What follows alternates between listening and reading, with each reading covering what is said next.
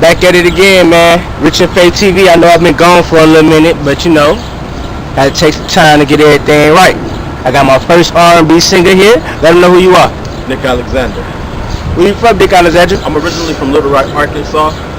I moved here when I was like 26. So what brought you to Georgia? What brought you to Atlanta? Like, what brought you to the nice? We got the nice little view. Check it out. We got the W right there. We in the Coca-Cola factory too. So what brought you to the nice little view down south? Well, you in Arkansas down south? Or? Yeah, it's originally down south. Like it's like middle from north and south. Yeah, it's kind of like Midwest. It's in between. It's kind of like Midwest. You can go west, north, south, east. So let me ask you a question. What's the difference in people there and here? Like with the whole racism type of dilemma? I mean, it's more segregated. I would say that, it's a lot more segregated here. Like here you have a chance on different cultures, but there it's still segregated. And so what brought you here? Like I asked you originally. More opportunity. More opportunities, and especially music. I feel like it's a great place to, kind of get your music out there. So with the type of music you make though, what kind of lane you can see yourself getting in and making a positive impact in the whole Atlanta type music thing, you know what I'm saying? I would think worldly music for one, worldly type music, and then you switch it up a little bit with a little feel of trap, you put it in there. And so do you feel like you have to resort back to the trap music to get the listeners' attention in Atlanta? Kinda, and yes and no. I'll just say yes and no, because the kind of music I do can go anywhere, to be honest, and it can touch anybody. Cool, I understand that because Rich and Faith TV, we always look for we do interview rappers, but we also want to open it up to a broad, to the point where we touch all kind of different music and different people. You know what I'm saying? Now, your message may be different from the next person's message I might interview. So tell us, the listeners and the watchers, what is your music is about? What is your message? The message is to get out several things. I want to talk about a whole lot that's actually going on in the world. Also with just different families, our community as well, as blacks. I feel like we aren't together. And I want to try to do music to bring us together. And that's what I was going to ask you. You talked into my next question. This is my favorite question. I know I probably ask this a lot, guys, but how could your music, I'm not going to just say the black community, because that's, I like the black community, but it's all communities. How could your music bring all communities together and make us come together as a people? Like, at one point, I want to say, like, Michael Jackson brought kind of the community together. You know what I'm saying? Because everybody liked Michael Jackson music. Everybody can dance to Michael Jackson music. So what could your music do? It could most definitely reach the world, for sure. And with that being said, I have a song called Welcome to the Party. It's just to make people feel good. I want people to feel good when they hear my music. So more so like a Bruno Mars type of situation. Yeah. So who are some artists that has influenced you to want to do that type of music? Well, I don't know if you heard of New Jack Swing. Have you heard of New Jack Swing? Sound familiar. I heard of New Jack City, but I don't know New Jack Swing. New Jack City, they had this kind of old school like vibe to it. Yeah. Like this music, and it had like heavy drums and hard hits, hat cymbals, like hard kicks, like Velvet DeVoe, for example, Poison. I know you heard of Poison. Poison, yeah, that's my shit. So it's kind of picking up where it left off, pretty much. But I'm putting my own twist and on flavor to it, and I want to call it New Age Modern Swing. Yes, that's brilliant. That's brilliant. So let's touch over a few things. How was your early childhood life was? My early childhood, well, I would say it was kind of difficult, because I really didn't have a father like that. Typical American black man story. Yeah. So I pretty much had to help my mom at a young age coming up. So I kind of missed out on a lot of things, growing up as a kid, because I was always helping my mom. At 16, I pretty much was working, and I had to take care of her. So it was a lot, and being that it was different men coming in and out of the relationship, it was just hard because I didn't have that role model. I still didn't have the role model, you know. So who did you look to be as a father figure or that role model? I kind of had to look to myself, and then my uncle, my cousin in somewhat kind of way. I didn't have too many people, you know. So for young guys, young men like yourself, what is some kind of advice you may could give them that could help them get through what they're going through? Because, for instance, I know a situation. I know 4 little kids. They have their mother. They don't have any uncles to say, but they have supportive aunties, and they have a cousin that try to like support them and help them, guide them the right way. So what are some things? Sorry for the dilemma, guys. We're just trying to get this guy to walk around, but I guess he said forget that. So what are some things that you probably could tell them, and some kind of advice you probably could give them to help them get through that? I would say most definitely, you know, for one, keep your head up for sure, you know, because it's going to always be somebody that's going to be there for you, you know, no matter who it is.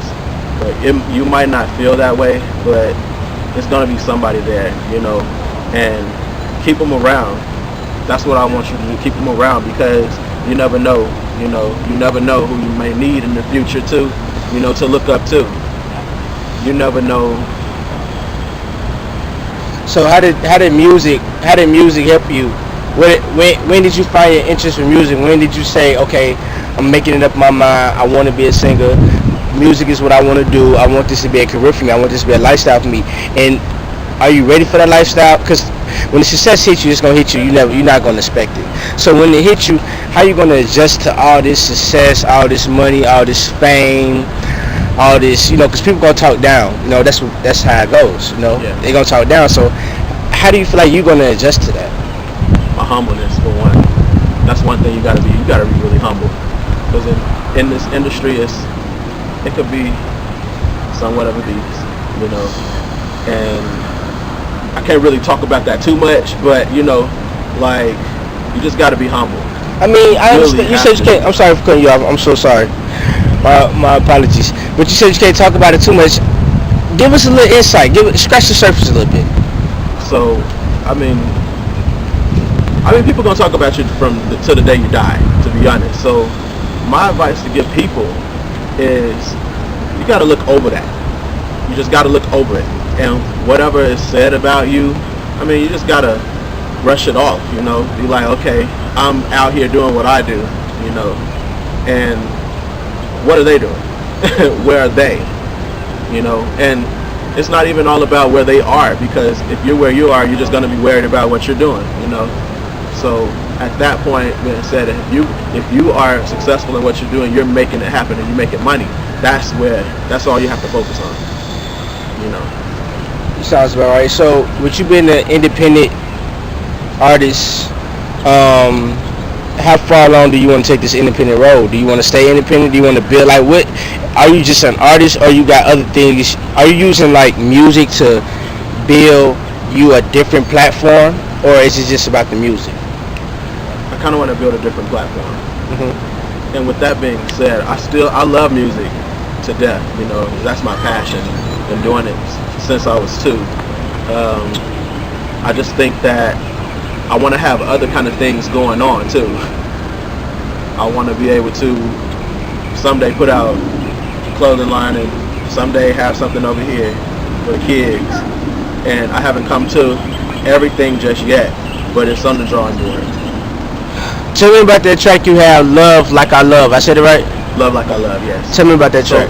That's on a new EP I just put out about 2 months ago. Tell them how they can go get that. You can find that everywhere, actually, on all platforms. You can go on YouTube, Spotify, Apple Music, Google Play, Amazon. I think I probably say Amazon. But you can find it everywhere, to be honest, on all platforms. And tell us about that track. Tell us what inspired that track.